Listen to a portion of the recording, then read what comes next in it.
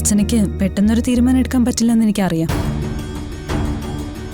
പക്ഷേ എത്ര നാള് ആ അമ്മ ഇത് മറ്റാരോടും പറയാതെ മനസ്സിൽ കൊണ്ട് നടക്കുമെന്ന് എനിക്ക് പറയാൻ പറ്റില്ല.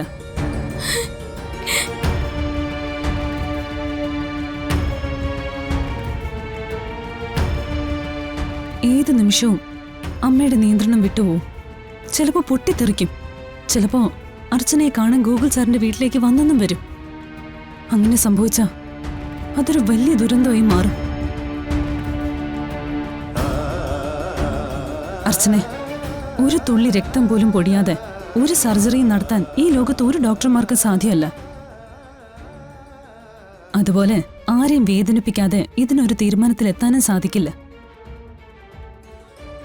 അർച്ചന എന്ത് തീരുമാനം എടുത്താലും ഗോകുൽ സാറിന്റെ കണ്ണീരിന്റെയും സച്ചയുടെ സന്തോഷത്തിന്റെയും നടുവിൽ കൂടി മാത്രമേ അർച്ചനയ്ക്കിനി മരണം വരെ ജീവിക്കാൻ പറ്റൂ. സങ്കടങ്ങളും സന്തോഷങ്ങളും ഒരുപോലെ തലയിൽ ചുമന്ന് ഒടുവിൽ ഭൂമി പിളർന്നു പോയ സീതാദേവിയെ പോലെ ഗോകുൽ സാറിനോടും കുടുംബത്തോടുമുള്ള എല്ലാ ബന്ധങ്ങളും മുറിച്ചു മാറ്റാതെ ഇനി അർച്ചനയ്ക്ക് മുന്നോട്ട് പോകാൻ കഴിയില്ല. ആരതി പറയുന്നതിന്റെ അർത്ഥമൊക്കെ എനിക്ക് മനസ്സിലായി. അവന്തികയുടെ കാര്യത്തിൽ ഒരു തീരുമാനം ആകാറായി. എന്റെ മുമ്പിൽ ഒരേ ഒരു കടമ്പ എല്ലാ കാര്യങ്ങളും ഗോകുലിനെ പറഞ്ഞ് മനസ്സിലാക്കുക എന്നത് മാത്രം. ഞാനും മോളും കൂടി ആ വീടിന്റെ പടി ഇറങ്ങുമ്പോ ഗോകുലിനും ആ വീടിനുണ്ടാവുന്ന തകർച്ച അവർക്ക് താങ്ങാൻ പറ്റുന്നതിനും അപ്പുറമാണെന്ന് എനിക്കറിയാം. പക്ഷെ ഇപ്പൊ എല്ലാം കൈവിട്ടു പോയി. ഏത് നിമിഷവും ഇതെല്ലാം കൂടി പൊട്ടിത്തെറിക്കും. അതിനു മുമ്പ് എല്ലാം ഒന്ന് അവസാനിപ്പിച്ചേ പറ്റൂ. ഇനി ഈ അഭിനയം തുടരാൻ എന്നെ കൊണ്ട് സാധിക്കില്ല. ഞാനെല്ലാം തീരുമാനിച്ചു കഴിഞ്ഞു ആരതി.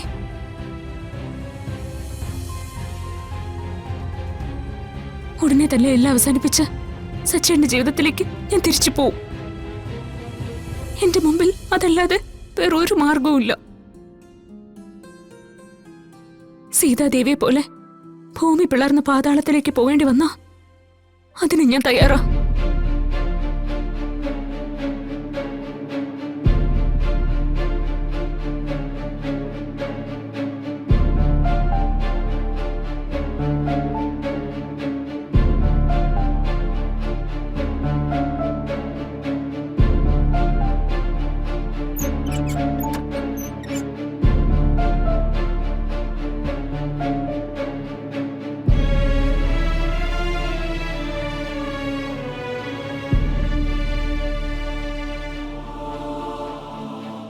എന്തിനാ ഇവിടെ നിൽക്കുന്നത്?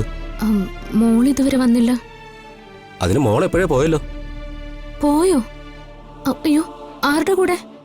മോളും കൂട്ടുകാരും കൂടി സച്ചിൻ സാറിന്റെ കൂടെ കാറിൽ കയറി പോകുന്നത് ഞാൻ കണ്ടതല്ലേ.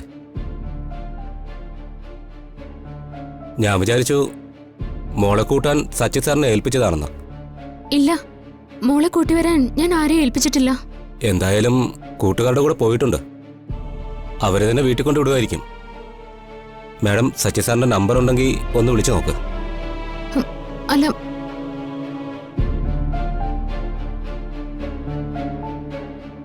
ഈശ്വര, ഈ കുട്ടി എന്തായി കാണിച്ച്?